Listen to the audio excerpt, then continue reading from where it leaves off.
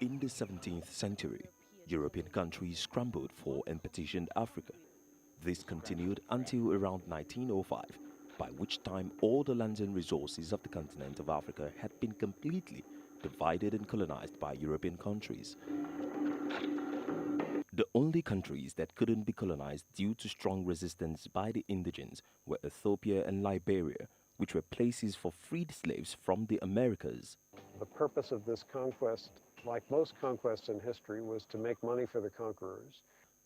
The principal power involved in the modern colonization of Africa are Britain, France, Germany, Portugal, Spain, and Italy. I'm speaking from Iwo Jima. The struggle for independence started after World War II. This led to the independence of the Union of South Africa in 1931 through negotiations with the British Empire, and Libya in 1951 from Italy, followed by others in the late 1950s. The road to African independence was very hard and tortuous, often through bloody fights, revolts, and assassinations. The peak year for independence came in 1960, when about 17 countries gained independence. These Independence Days are now celebrated as National Day holidays in most countries of Africa.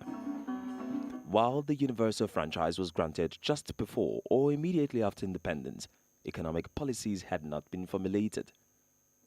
And now there is a new African in the world. That new African is ready to fight his own battle. The expectations of the electorate, heightened by promises made during the independence struggle, far exceeded the government's capacity to provide. The newly independent state had an unsettled political culture. Not only had the political leadership next to no experience in operating a governmental system on a national scale, the institutions such as parties, parliament, and civil services through which they had to work were also relatively new and weak, accounting for the dramatic and significant development on the continent's political terrain in the last decade. Widespread constitutional reforms that resulted either in the amendment of existing constitutions or the production of entirely new ones.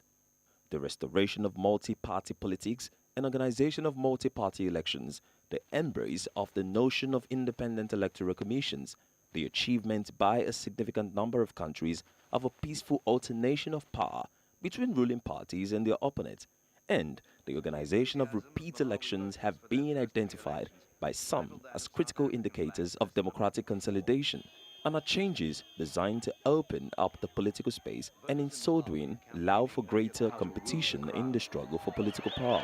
Politics is not about last year. Politics is about today, about tomorrow.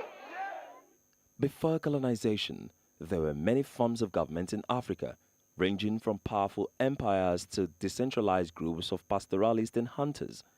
The colonization of Africa through Europe has, however, brought about many forms of government that are still visible today.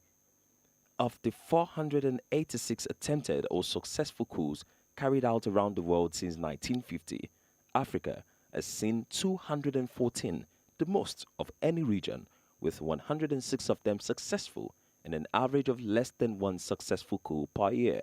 The latest power grabs in Africa has raised concerns that the region could be backsliding from its progress towards greater democracy.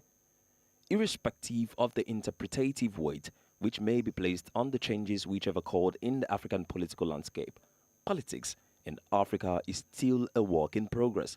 As the continent grapples with the prolonged economic crisis, the widespread resorts to violence and arms, the emergence of a diaspora of recent migrants from Africa, and clamor to secure international recognition amongst others. Ni Omani.